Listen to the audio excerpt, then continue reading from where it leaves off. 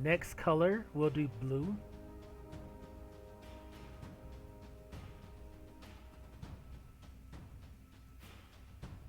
Starting off, we have Arcane Subtraction. 2 drop, 1 generic, 1 blue. Instant, target creature gets neg 4, neg 0 until end of turn, and you learn. Hmm. Doesn't pop off the page to me. Neg 4, neg 0 is not killing anything. It can trigger Magecraft and you can learn, but I think this card is just above playable. I'm going to give it a 2. I'm not going to linger on it too long. I'm just not a big fan of it. Next we have Archmage Emeritus. 4 mana, 2 generic, 2 blue, human wizard, gold rare, with Magecraft. Whenever you cast or copy an instant or sorcery, draw a card, it's a 2/2. Bomb. Bomb. I really like this card. I'm going to give it a 4. It's only a 2/2, but you play it, and say you play it and you have an extra mana up, you have a 1 mana instant or sorcery or something, you just draw a card off that. You know, I think that's really potent. Late game, early game, or mid game. I'm going to give this a 4 because it needs other things to work, but I think overall your deck with Magecraft should have the tools it needs for it to work. I think this is just a great card. Probably needs to be a 4.5, but we're going to stick with the 4 for now. Next we have Burrog Befuddler, a 2 drop, 1 generic, 1 blue, frog wizard with flash. When it ETBs, target creature an opponent controls gets neg 1, neg 0 until end of turn. It's a 2/1. So I'm just going to say it. I'm not a fan of the neg power cards.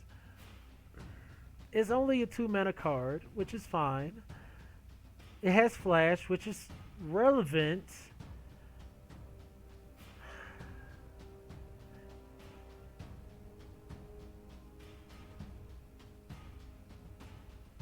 So I'm gonna give it a 3, simply for being a 2 mana 2/1 flash in blue. It's average. You know, it's not magnificent. The neg 1, neg 0 is relevant, but I don't think it pushes it into anything over a 3. Might help you every now and then. So yeah, we're gonna give Burrog Befuddler a 3. Keep on rolling. Next we have Bury in Books, a 5 drop, 4 generic, and a blue instant. Spell costs 2 less to cast if it's this spell costs 2 less to cast if it's target an attacking creature. Talking, right? Put target creature into its owner's library second from the top.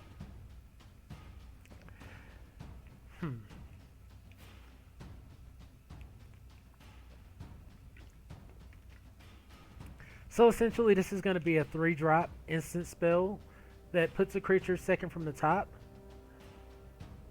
It doesn't rely on the creature being tapped, which is important, so vigilant creatures can still be targeted. It's a tempo play. It's not killing the creature. I know some players that'll think this is like a instant slam dunk. They'll really like it, but I like destroying creatures more than I like tucking creatures. I'm leaning towards 3. I think this is average. You can play it. I don't think it's first pickable though.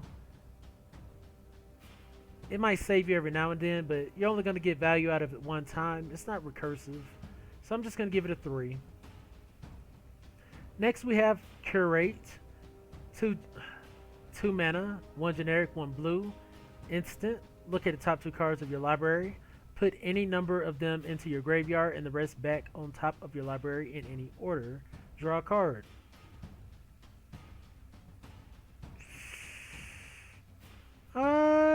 Okay.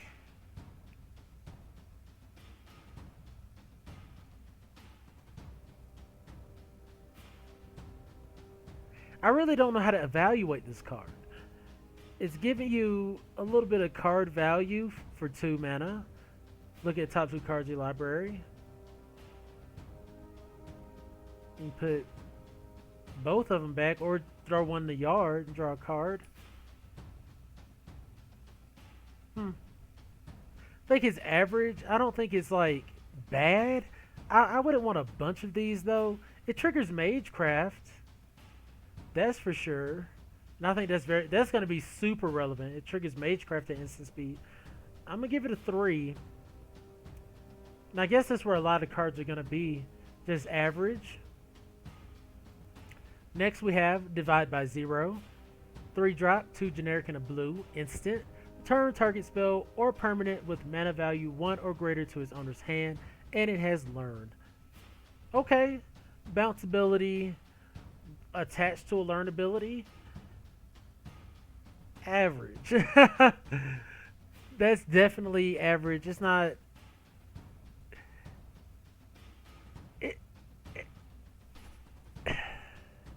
How can I put this? They put that restriction on there to stop you from bouncing tokens. And one of the best things about bounce spells is being able to bounce tokens and destroy them. If I'm not able to bounce your token and destroy it with my bounce spell, it loses a little bit of value for me. So if this was just bounce a creature or permanent with no restriction and learn for 3, it'll instantly be like a 3.5 or maybe even a 4 because you're getting card value off of the card. But with it having that restriction on it, it leaves it at a 3 for me. It just leaves a bad taste in my mouth. Still a good card though. Next we have Dream Strix. 3 mana, 2 generic and a blue. Bird Illusion. It's rare. Flying, when it becomes the target of a spell, sacrifice it. Boo. Boo. When it dies, learn.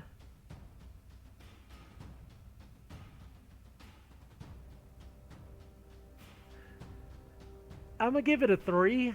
It being rare makes me just want to, off principle alone, want to make me to say 2.5 or 2. The fact that when it becomes the target of a spell, it just dies, like a white deck running a put a 1/1 counter on something learn can play this, kill my creature.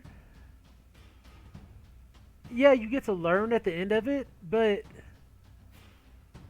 really, you really need some like from the graveyard recursiveness or whatnot. I'm not a fan of this card. I think you can play it. It's average. A 3 drop 3/2. That you can't even pump it.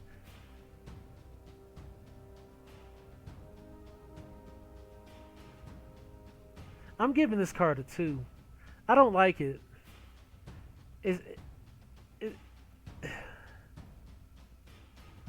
I don't like it at all. I might even give it a 1. I'm gonna have to see. Right now, out of respect for just being a 3/2 flyer, I'm gonna give it a 2. It's playable, but its ability is not good. Next, we have Frost Trickster. 3 mana, 2 generic and a blue. Bird Wizard. Flying. When it ETBs, tap target creature an opponent controls. That creature doesn't untap during its controller's next untap step. It's a 2/2. And it's common. What? So we just saw a gold rare in Dream Strix. That's a 3/2. Doesn't interact with your opponent at all. Has to wait to die to give you value. In any spell, you can't even pump it. Yeah. 1. Giving Dream Strix a 1. When you have a common spell, you lose a point of power. You tap a creature down. It doesn't untap until the next turn. It doesn't untap the next turn. And it's still a flyer. And it's common, so you're going to see this way more often. I'm giving this a 4. This is really playable. This is doing what that Frost Giant does in Kaldheim for 5, but it's doing it for 3 on a 2/2 flying body. Yes. Not gonna say it's first pickable, but it's close. It's up there. Next we have Ingenious Mastery. I've read this card before. I'm pretty sure it's gonna get a 1. This is a, I don't even know how to explain this mana cost. A 3 mana X, 1 blue, 2 generic X mana spell, sorcery. You may pay 3, 2 generic and a blue, rather than pay this spell's mana cost.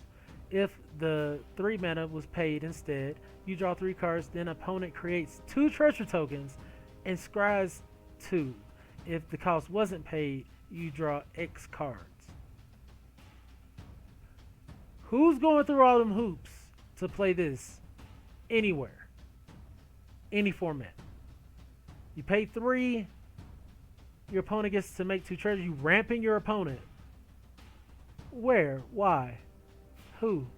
Not me. I'm not ramping my opponent to draw 3 cards. And then, even if you pay it for its X cost, you got to pay 4 mana to draw 1 card, 5 mana to draw 2, 6 mana to draw 3.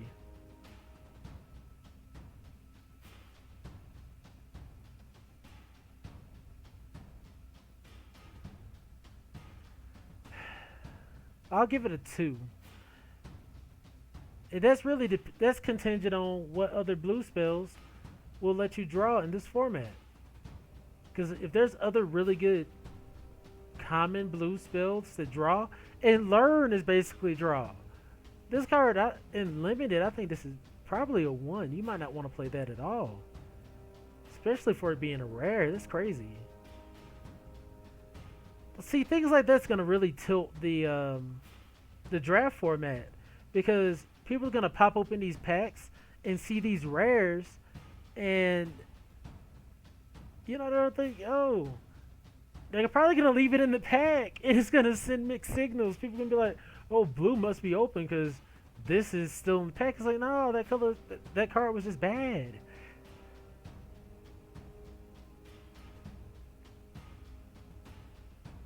Next we have Kelpie Guide. 3-drop creature beast. You can tap it, untap another target permanent you control. You can tap it, tap target permanent, activate only if you control 8 or more lands. Jeez. It's a 2/2. It's a playable card. It's a 3. The fact that you have to have 8 or more lands to activate the tap permanent kind of stinks. But maybe you compare this with something else that taps down for value.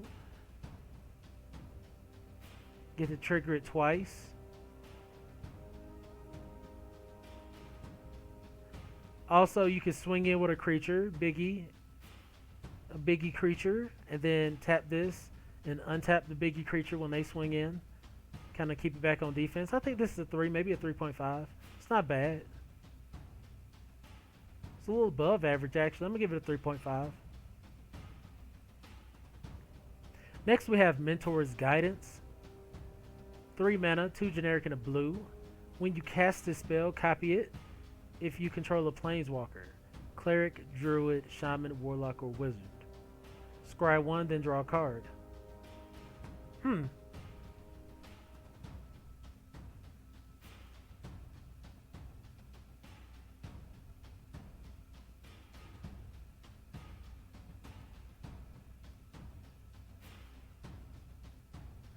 So for 3 mana you got scry 1, draw a card. That's good. That's average. If you have one of the requisite permanents on the board, you scry 2, draw 2 cards for 3. And we saw that on, what was it? The 4-drop in Kaldheim. I think this is a 3.5, maybe a 4. It triggers Magecraft. Could be instant, but it's not.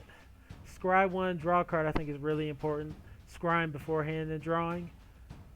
I'm gonna give it a 3.5 for now. It's not game breaking, but it's pretty dang good.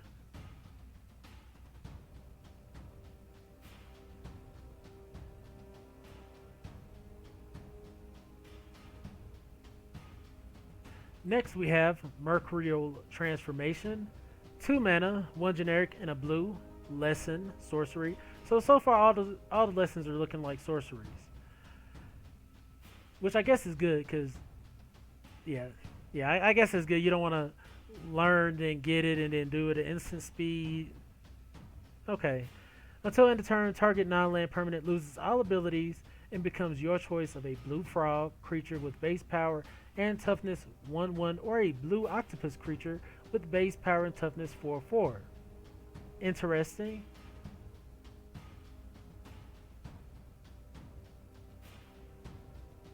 I mean, and it does it to non-land permanent. So say they have a walker, right? A planeswalker. You turn the walker into a creature, kill it.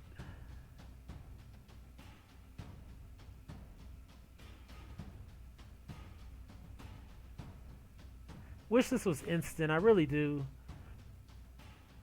And I think this card is decent, honestly. Gives you a chance to swing into something, perhaps, by turning their creature into a 1/1 or turning yours into a 4/4. Maybe like blue-green aggro or blue-red aggro.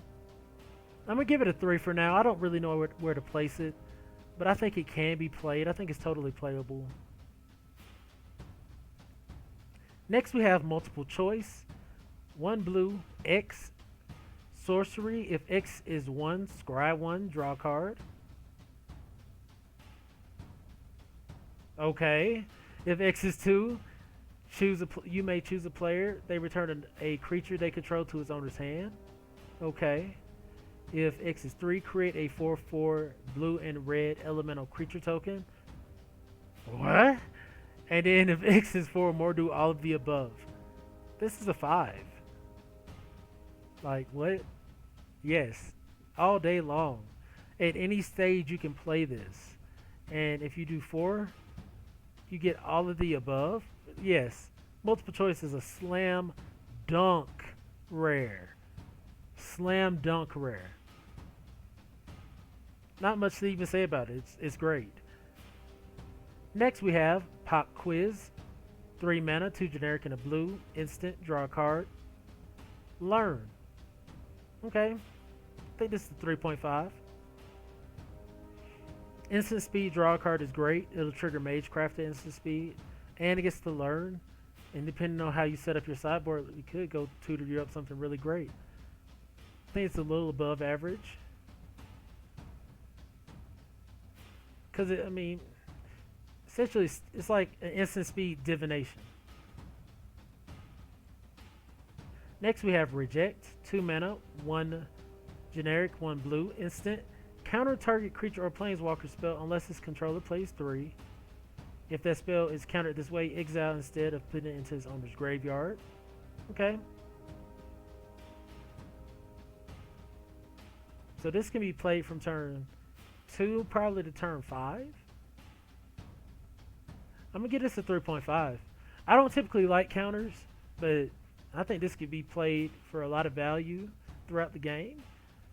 And yeah. Blue doesn't have a lot of removal either, so I think Reject would be really good. Resculpt.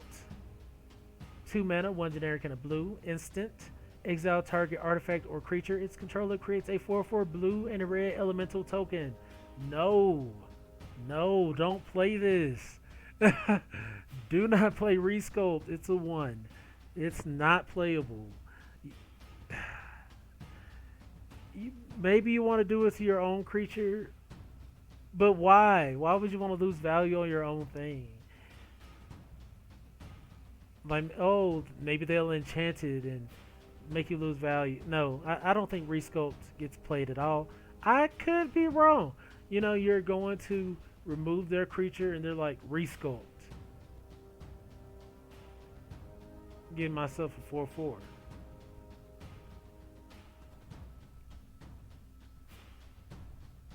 I'll give it a 2, right above, right above playable if you're using it in that sense. But if you're using it to really try to take away one of their threats, no.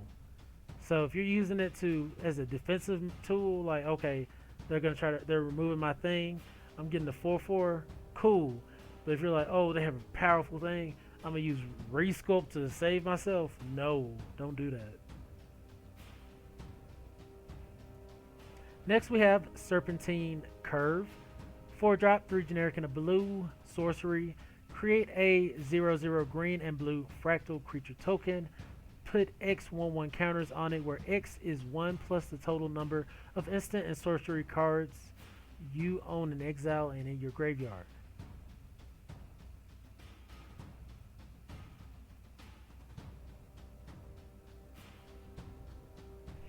No, this is definitely a 1. This isn't good. This is literally 0 value. First off, you gotta have the instants and sorceries in your yard or in exile. Next, this is 4 mana. The creature token doesn't have trample. It doesn't have flying. Don't play Serpentine Curve. It's definitely a 1. Next we have Snow Day. It is a 6 mana, 4 generic, 2 blue instant. Tap up to 2 target creatures. We saw that ability in white for 2 mana, mind you. Those creatures don't untap during their controller's next untap step. That makes a difference. Draw 2 cards, discard a card. The mana cost keeps this from being, in my opinion, a 4. I'm going to give it a 3.5. It's above average now. It's nice. And it could be a 4 depending on how slow the format is. If the format turns, but we saw with the white cards. White's coming in with that heat. White's coming in with that heat, so I don't know if Snow Day is going to be able to play up to 3.5 value. And I know it can't play up to 4 because I think the format's going to be a little bit aggressive for that. But I'm still going to give it 3.5. I think it's better than average, but I don't know if the format's going to allow it to be. Next, we have Solve the Equation. 3 mana, 2 generic and a blue. Sorcery. Search the library for an instant or sorcery card. Reveal it, put it into your hand, then shuffle. A tutor card for an instant or sorcery. I mean, I guess if you have a big bomb you're looking for, but maybe I'm going to give it a 2. Some people might play it, making it a playable card, and it's getting you something, but it's not great. I might want to just put it at like 1.5. Like, yeah, I'm gonna give it a 1.5. Slightly, I mean, just slightly above playable. Because you could just play one of those, draw 2 cards or something, you know, to get through your deck. Next, we have Soothsayer Adept.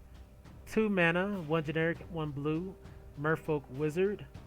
You can pay 1 generic, 1 blue, and tap. Draw a card, discard a card. It's a 1/3. Okay, playable, definite. Average. 2 drop, 1/3. That's average. Its ability, average.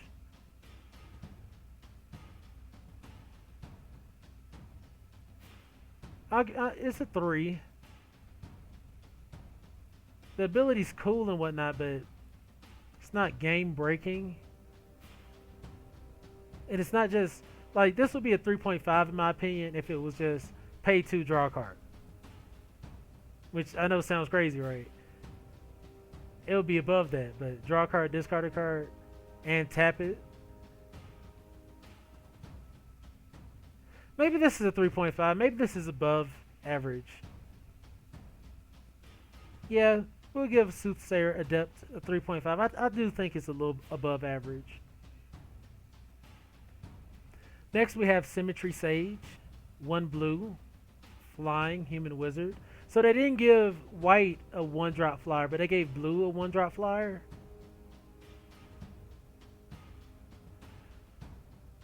With Magecraft, whenever you cast or copy an instant or sorcery, Target creature you control has base power 2 until end of turn.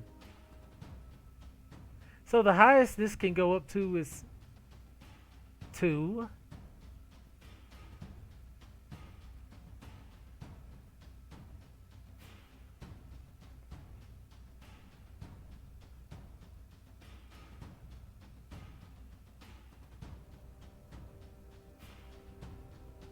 No. 1 drop 2/2 flyer. One drop 0/2 flyer with Magecraft that pumps it to 2. Only 2. So you can't trigger it multiple times. This is below average to me. I'm gonna give it a 2. I think it's, yeah. I don't want to be disrespectful to the uncommon status, but it's not something I'm gonna go after at all, even though it's flying. I'm gonna just give it a 2 for now. It could be a 1.5 or 1.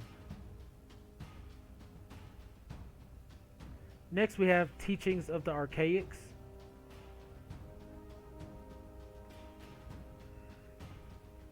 Three drop lesson. If an opponent has more cards in hand than you, draw 2 cards. Draw 3 cards instead if opponent has at least 4 or more cards in hand than you. Oh! Okay. And it's a lesson?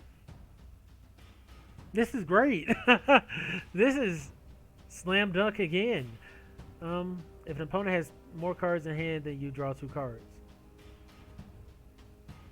Draw 3 cards instead if opponent has at least 4 or more cards in hand than you. So this does nothing if they don't have more cards in hand?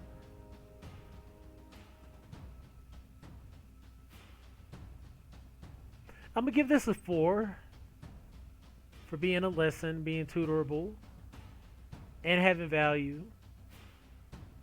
But I don't know. That could be wrong.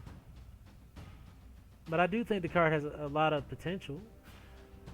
Tempted by the Auric. 4 mana, 1 generic, 3 blue. For each opponent, gain control of up to 1 target creature or planeswalker that player controls with mana value 3 or less.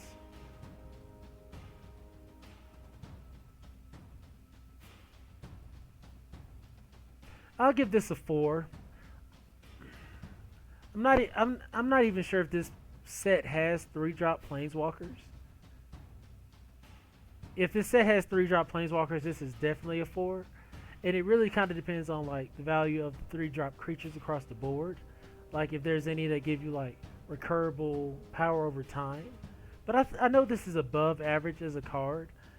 Taking something from the opponent is kind of brutal. It's different from like destroying something where no one's getting value out of it anymore. But when you take something and you're gaining value out of it now and they're not, it's kind of potent. So I'm going to give this a 4 off the top. And we'll really have to see the rest of the set to kind of know how to play out in Limited. Next we have Test of Talents. A 2-drop, 1 generic, 1 blue. Instant. Counter target instant or sorcery spell. Search its controller's graveyard, hand, and library for any number of cards with the same name as that spell and exile them. That player shuffles, then draws a card for each card exiled from their hand this way.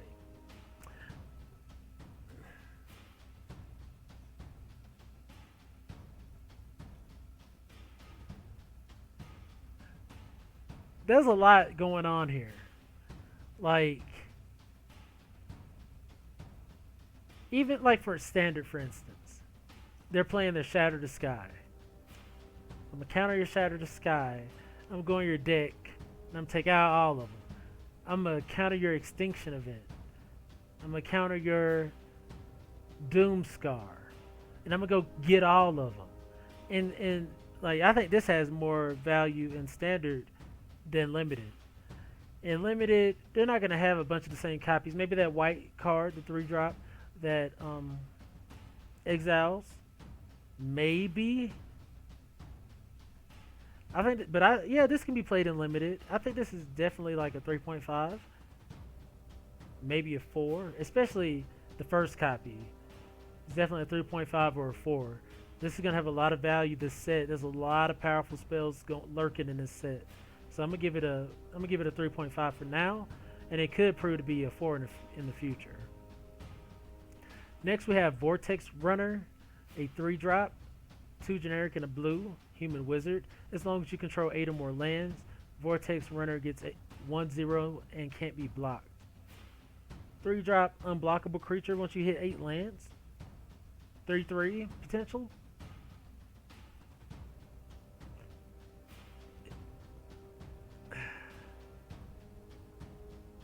So on the front part, it's average, right? It's a 3. The hind part bumps it to 3.5. So it varies. So I want to get this to 3.25. This is kind of right there in that groove. Because late game, it'll be great, right? Late game, this can close out a game. So maybe that puts it at 3.5 because the hind part might put it at 4. So yeah, we'll make it a 3.5. I like Vortex Runner. Next we have Waterfall Aerialist, 4-drop, 3 generic, and a blue. Flying with Ward 2. Whenever this creature becomes target of a spell or an ability an opponent controls, counter it unless that player pays 2. It's a 3/1. I like this a lot. And a lot of people are saying they like the Ward ability. I like Hexproof. I'm going to say it. I like Hexproof. And I like what Hexproof does. Ward allows people to touch your creature, making it vulnerable. So it's far. But I think this is totally fine. 1 toughness isn't that great. 4-drop, 3/1 flyer in blue though. We'll give it a 3.5. I think it's a little above. Is it above average? Really? I give a lot of credit to flyers. I do. And if this was a 3/2 flyer, I would probably even give it 3.5. But I think this is really just a... no, it has Ward too. We'll give it 3.5 for now. That could prove different in the future. And last in blue, we have Wormhole Serpent, a 5-drop, 4 generic, 1 blue. Serpent, 3/5. You can pay 4, 3 generic, and a blue. Target creature can't be blocked this turn. Oh, okay. I like that. I like that a lot. It's 5 mana, 3/5. This can close out some games like often. I know the first copy is definitely a 4. And it could creep up to a 4.5. This card is amazing. In blue especially. I'm going to give it a 4 for now. And that could go up. So yeah, that has been the review for the blue cards. Overall, I don't find the blue cards to be as powerful as the white cards. Because what are you trying to do in Limited? You're trying to beat your opponent's face in. There was a lot of shenanigans going on in blue. A lot of draw cards. Had some decent counter spells. A couple of good flyers. No, not even. Symmetry Sage, I really just don't like.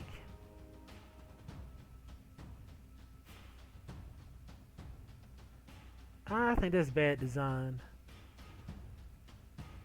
Serpentine Curve was pretty bad too. Blue kind of had some of the Dreamstrix was pretty bad too. Jeez. Blue really isn't looking that great. Alright.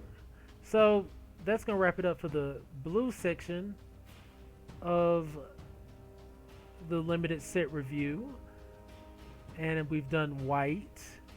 And I think for now, that's going to wrap up the stream.